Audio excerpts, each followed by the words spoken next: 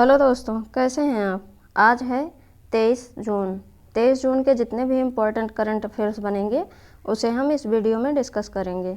दोस्तों, वीडियो को लाइक और शेयर कीजिएगा और चैनल पर जो लोग नए जुड़े हैं चैनल को सब्सक्राइब कीजिएगा। चलिए शुरू करते हैं आज का पहला प्रश्न। पहला प्रश्न है कि किस देश के स्टीफन लोफवेन अविश्वास मत हारने वाले देश के पहले प्रधानमंत्री बने और उनकी सरकार गिर गई। ये जो है स्वीडन के हैं। ठीक, स्टीफन लोफवेन जो हैं ये स्वीडन के बनने वाले प्रधानमंत्री थे और इनके जो है अविश्वास मत होने के कारण सरकार गिर गई। ठीक, अब स्वीडन की बात है तो स्वीडन को मैप में देख लेते हैं। ये है स्वीडन। ठीक, स्वीडन की कैपिटल जो है वो स्टॉकहोम है। स्वीडन की कैपिटल स्टॉकहोम है और स्वीडन के पड़ोसी देश फिनलैंड, नॉर्वे, डेनमार्क, ये सब स्वीडन के पड़ोसी देश हैं। और बाल्टिक सागर जो है, बाल्टिक सागर के साथ और नॉर्थ सागर के साथ जो है स्वीडन सीमा बनाता है। ठीक, अब अगला प्रश्न देखते हैं।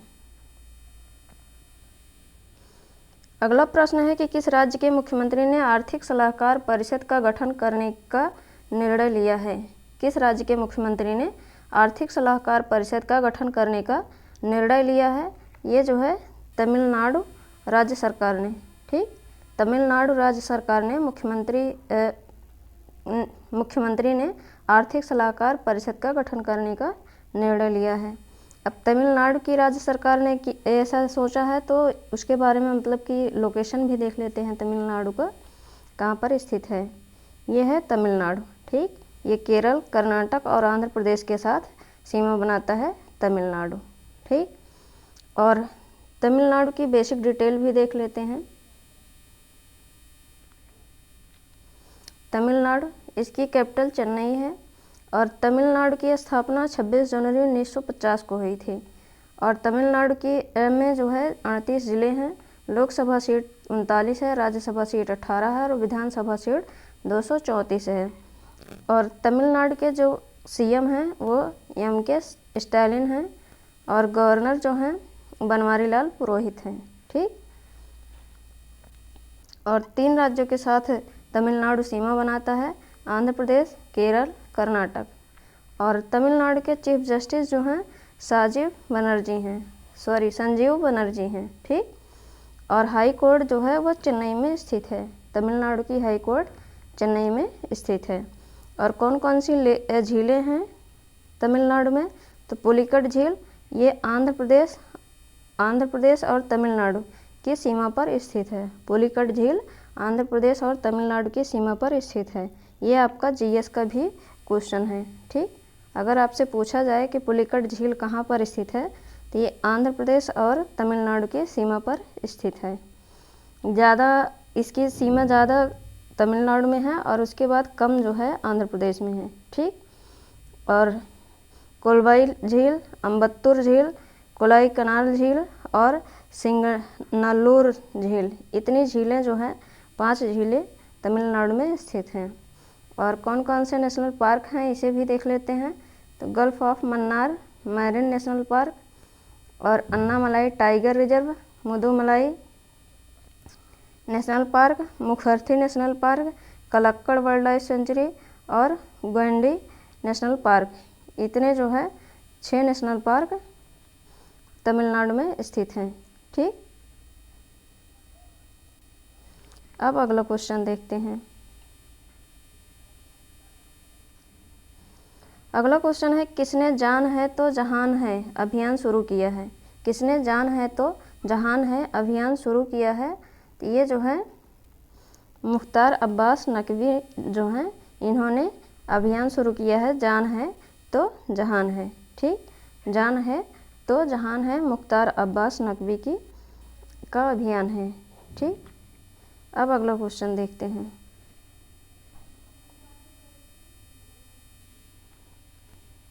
अगला क्वेश्चन है कि किस राज्य के मुख्यमंत्री ने 2 योजनाएं शुरू की हैं। मुख्यमंत्री युवा उद्यमी योजना और मुख्यमंत्री महिला उद्यमी योजना। किस राज्य के मुख्यमंत्री ने 2 योजनाएं शुरू की हैं। मुख्यमंत्री युवा उद्यमी योजना और मुख्यमंत्री महिला उद्यमी योजना। ये जो है बिहार राज्य सरकार ने शुरू किया है। ठीक, बिहार राज्य के मुख्यमंत्री ने 2 योजनाएं शुरू की हैं, मुख्यमंत्री युवा उद्यमी योजना और मुख्यमंत्री महिला उद्यमी योजना। ठीक, बिहार राज्य में शुरू हुई है ये योजनाएं, तो बिहार का जो पिछला करंट अफेयर्स है उसे हम एक बार रिवाइज कर लेते हैं। पहला पॉइंट है, बिहार में कलरव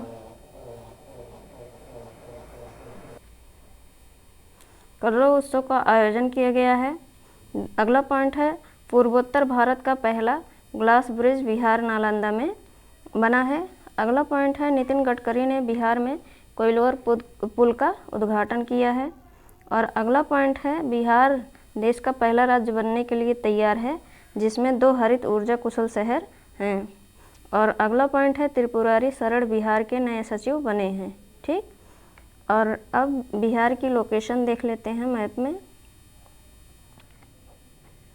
यह है बिहार। ठीक, बिहार उत्तर प्रदेश, झारखंड, पश्चिम बंगाल के साथ सीमा बनाता है और नेपाल के साथ अंतर्राष्ट्रीय सीमा बनाता है। ठीक, अब इसकी बेसिक डिटेल भी देख लेते हैं।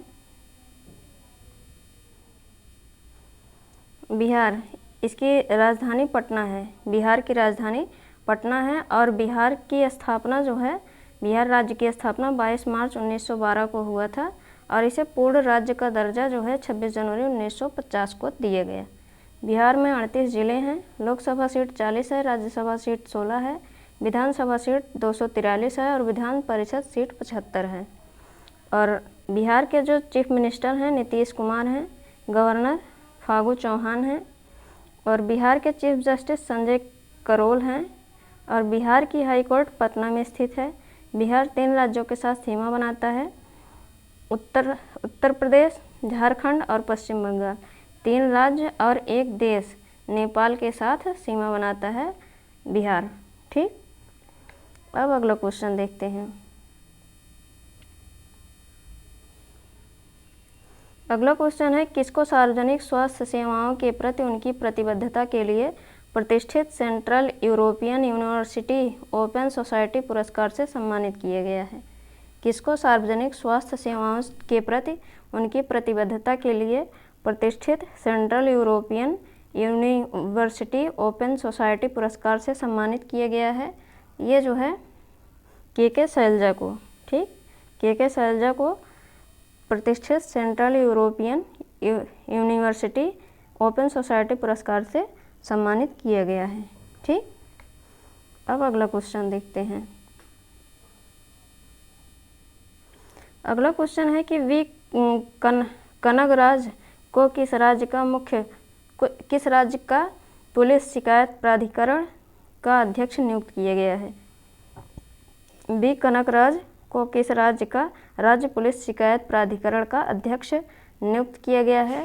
ये जो है आंध्र प्रदेश राज्य के पुलिस शिकायत प्राधिकरण अध्यक्ष नियुक्त हुए हैं। ठीक, कहाँ के नियुक्त हुए हैं? तो आंध्र प्रदेश के। अब अगला क्वेश्चन देखते हैं। अगला क्वेश्चन है, संयुक्त राष्ट्र लोक सेवा दिवस कब मनाया जाता है? संयुक्त राष्ट्र लोक सेवा दिवस कब मनाया जाता है? ये जो है 23 जून को। ठीक, 23 जून को संयुक्त राष्ट्र लोक सेवा दिवस मनाया जाता है। अब अगला क्वेश्चन देखते हैं। अगला क्वेश्चन है, केंद्र ने किस उच्च न्यायालय के कार्यवाहक मुख्य न्यायाधीश के रूप में न्यायमूर्ति मुनीश्वर नाथ भंडारी को नियुक्ति को अधिसूचित किया है?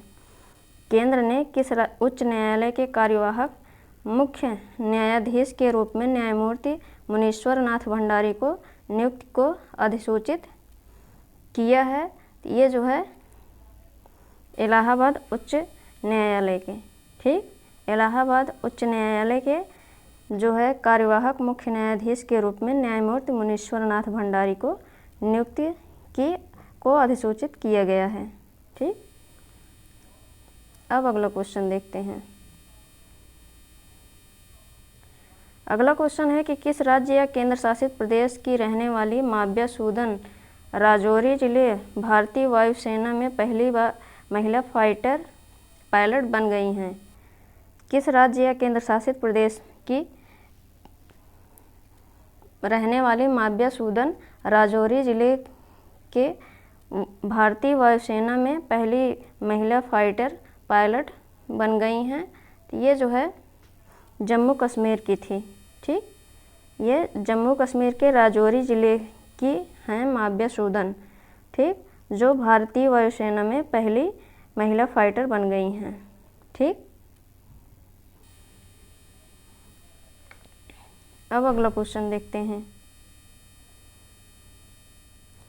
अगला क्वेश्चन है कि विश्व संगीत दिवस कब मनाया जाता है। विश्व संगीत दिवस कब मनाया जाता है? ये 21 जून को मनाया जाता है। ठीक, विश्व संगीत दिवस 21 जून को मनाया जाता है। अब अगला क्वेश्चन देखते हैं।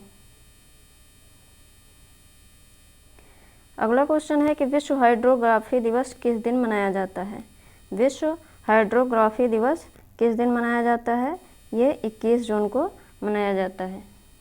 ठीक, 21 जून को विश्व हाइड्रोग्राफी दिवस मनाया जाता है। और 2021 की थीम है 100 year of international cooperation in hydrography. 100 year of international cooperation in hydrography 2021 की विश्व हाइड्रोग्राफी दिवस की थीम है। ठीक, और संयुक्त राष्ट्र महासभा ने वर्ष 2005 में हर 21 जून को विश्व हाइड्रोग्राफी दिवस मनाने का एक प्रस्ताव स्वीकार किया।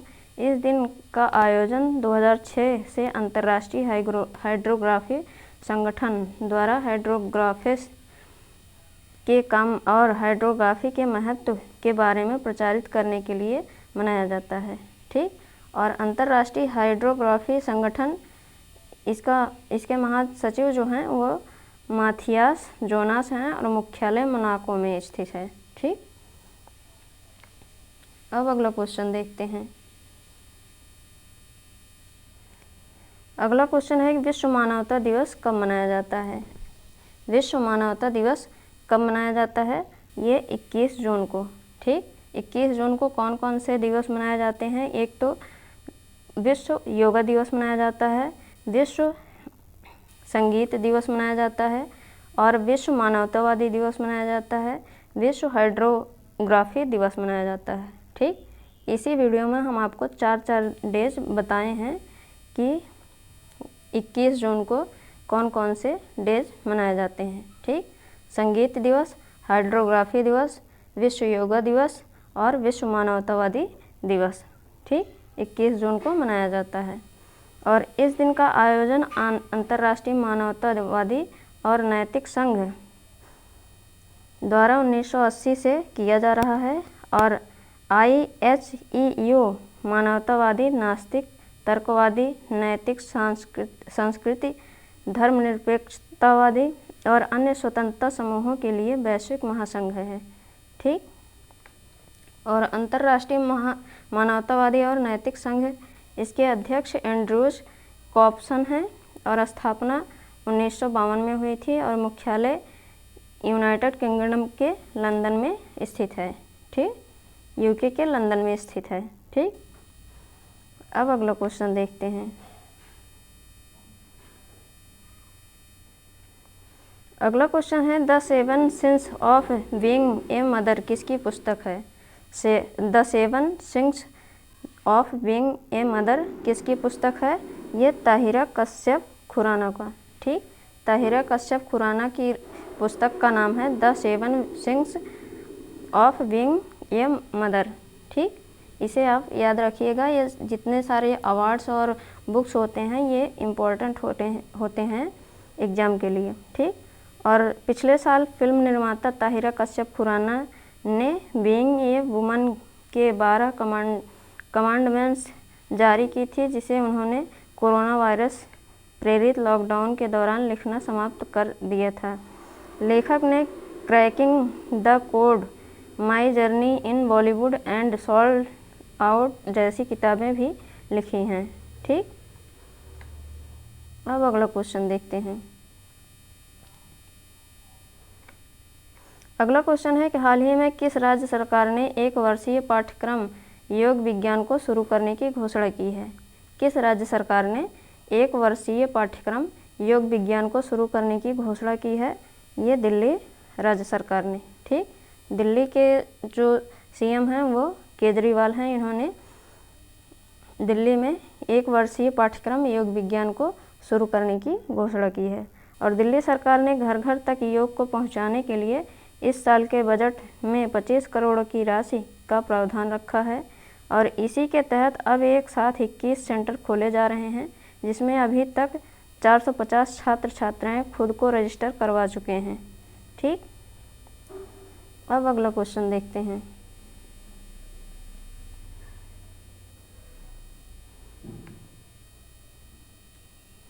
अगला क्वेश्चन है कि हाल ही में केंद्र सरकार ने किन 2 सरकारी बैंकों में 51% हिस्सेदारी बेचने की घोषणा की है। हाल ही में केंद्र सरकार ने किन 2 सरकारी बैंकों में 51% हिस्सेदारी बेचने की घोषणा की है। ये सेंट्रल बैंक ऑफ इंडिया और इंडियन ओवरसीज बैंक। ठीक, सेंट्रल बैंक ऑफ इंडिया और इंडियन ओवरसीज बैंक की जो है 51% हिस्सेदारी बेचने की घोषणा की है केंद्र सरकार ने। ठीक, और केंद्र सरकार ने प्राइवेटाइजेशन के लिए सेंट्रल बैंक ऑफ इंडिया और इंडियन ओवरसीज बैंक का चयन किया है। प्राइवेट होने वाले दोनों bank central bank of India और इंडियन ओवरसीज बैंक की शेयर बाजार में मार्केट वैल्यू इनके शेयर प्राइस के मुताबिक 44,000 करोड़ रुपए है। इनमें जिसमें इंडियन ओवरसीज बैंक का मार्केट कैप 31,641 करोड़ रुपए है। ठीक, अब अगला क्वेश्चन देखते हैं। अगला क्वेश्चन है, प्रधानमंत्री नरेंद्र मोदी ने अंतर्राष्ट्रीय योग दिवस के अवसर पर किस ऐप को लॉन्च किया है। प्रधानमंत्री नरेंद्र मोदी ने अंतर्राष्ट्रीय योग दिवस के अवसर पर किस ऐप को लॉन्च किया है। तो ये जो है यम योगा को। ठीक, यम योगा को प्रधानमंत्री नरेंद्र मोदी ने अंतर्राष्ट्रीय योग दिवस के अवसर पर लॉन्च किया है। और प्रधानमंत्री नरेंद्र मोदी ने अंतर्राष्ट्रीय योग दिवस के मौके पर यम योगा ऐप लॉन्च किया है। और इस ऐप में कॉमन योगा प्रोटोकॉल के आधार पर योग प्रशिक्षण के कई वीडियो दुनिया की अलग अलग भाषाओं में उपलब्ध होंगे। भारत ने इस ऐप को विश्व स्वास्थ्य संगठन के साथ मिलकर तैयार किया है। और अंतर्राष्ट्रीय योग दिवस पर पीएम मोदी ने ऐप को लेकर कहा कि ये आधुनिक तकनीक और प्राचीन विज्ञान के फ्यूजन का एक बेहतरीन उदाहरण है। ठीक, अब अगला क्वेश्चन देखते हैं। अगला क्वेश्चन है, भारत और किस देश ने हाल ही में हाइड्रोजन टास्क फोर्स लॉन्च किया है। भारत और किस देश ने हाल ही में हाइड्रोजन और टास्क फोर्स लॉन्च किया है। तो ये जो है अमेरिका ने लॉन्च किया है। ठीक, भारत और अमेरिका ने हाइड्रोजन टास्क फोर्स लॉन्च किया है। और US India strategic partnership forum के अनुसार भारत और अमेरिका ने स्ट्रेटेजिक क्लीन एनर्जी पार्टनरशिप के तहत एक हाइड्रोजन टास्क फोर्स शुरू किया है, जो भारत के ऊर्जा सुरक्षा प्रयासों को बढ़ावा देगा। और यह कार्यबल अमेरिका के ऊर्जा विभाग, केंद्रीय नवीन और नवीकरणीय ऊर्जा मंत्रालय और US India strategic partnership forum द्वारा लॉन्च किया गया है।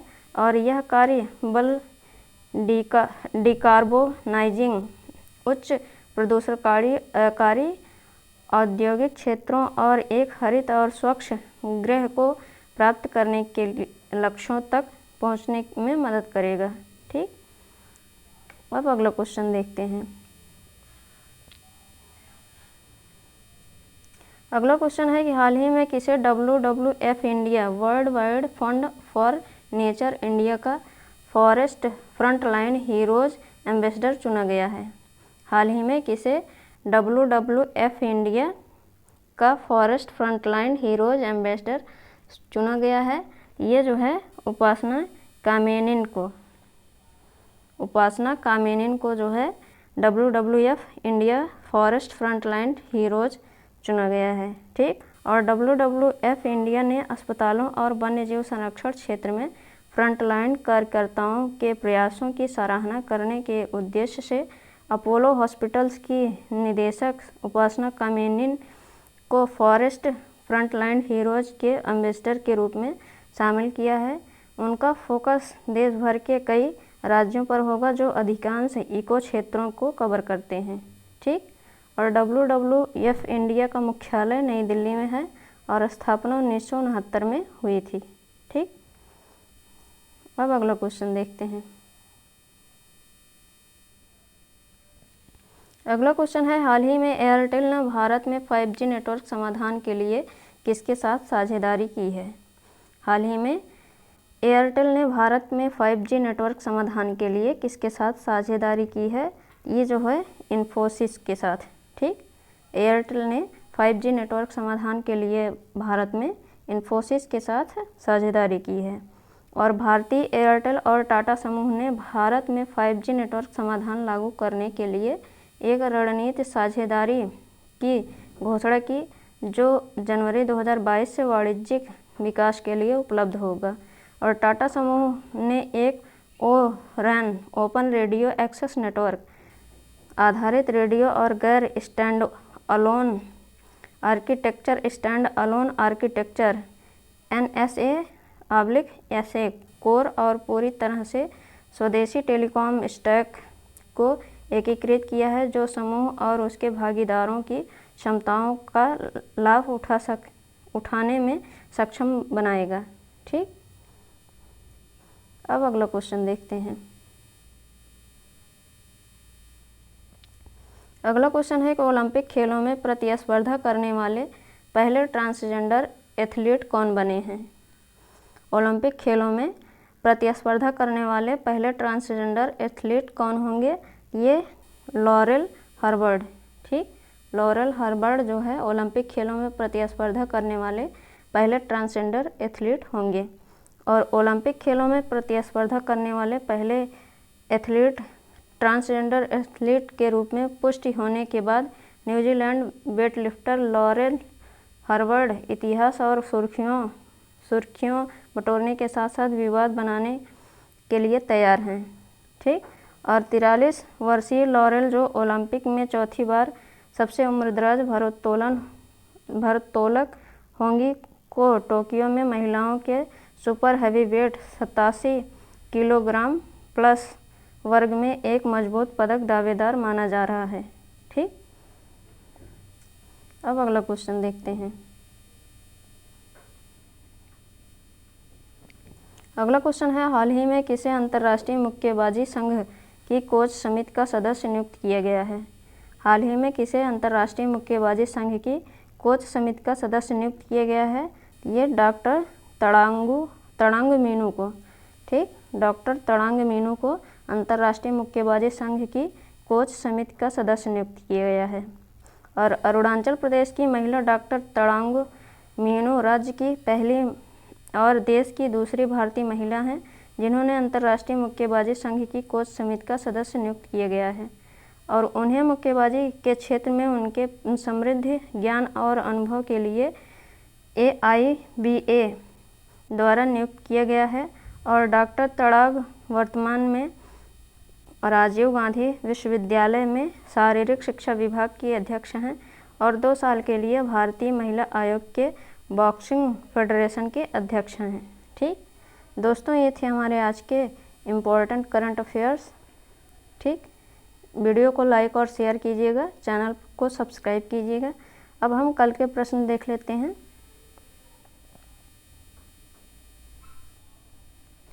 पहला प्रश्न है, भारतीय मूल के न्यायमूर्ति महमूद जमाल किस देश के सर्वोच्च न्यायालय में नामांकित होने वाले पहले अश्वेत व्यक्ति बन गए हैं? ये कनाडा के हैं। और दूसरा प्रश्न है, जून 2021 में इब्राहिम रईसी ने किस देश का राष्ट्रपति चुनाव जीता है? ये ईरान के जीते हैं। तीसरा प्रश्न है, भारत किस देश के नए संसद भवन के वित्त पोषण में मदद करेगा? ये इस्वाटिनी का मदद करेगा। चौथा क्वेश्चन है, केविन ओब्रायन किस खेल से संबंधित है? ये जो है क्रिकेट से संबंधित हैं। पांचवा प्रश्न है, मानस नेशनल पार्क खबरों में है, यह किस राज्य में स्थित है? तो मानस नेशनल पार्क असम में स्थित है। ठीक। छठा प्रश्न है, विश्व शरणार्थी दिवस हर साल कब मनाया जाता है? ये 20 जून को मनाया जाता है। ये थे हमारे कल के मोस्ट इम्पॉर्टेंट प्रश्न। अब आज के प्रश्न देख लेते हैं जिनके आंसर आपको कमेंट बॉक्स में कमेंट करके बताने हैं। पहला प्रश्न है, जून 2021 में फ्रेंच ग्रांड प्रिक्स किसने जीत ली है। दूसरा क्वेश्चन है कि किस राज्य की सरकार आशीर्वाद योजना को लॉन्च करेगी। और तीसरा क्वेश्चन है, कब से हर वर्ष 21 जून को अंतर्राष्ट्रीय योग दिवस मनाया जाता है। चौथा क्वेश्चन है, खबरों में है बुशहर परमाणु ऊर्जा संयंत्र किस देश में है। और पांचवा प्रश्न है, यूरोपीय आविष्कारक पुरस्कार 2021 से किसे सम्मानित किया गया है। छठवां प्रश्न है, जून 2021 में सरकार ने देश के विभिन्न हिस्सों में कितने दिव्यांग केंद्रों की स्थापना की घोषणा की है। दोस्तों, ये थे हमारे आज के मोस्ट इम्पॉर्टेंट प्रश्न, जिनके आंसर आपको कमेंट बॉक्स में कमेंट करके बताने हैं। और ये भी बताइएगा कि आपको ये वीडियो कैसा लगा। वीडियो को लाइक और शेयर कीजिएगा और चैनल पर जो लोग नए जुड़े हैं चैनल को सब्सक्राइब कीजिएगा। Thank you.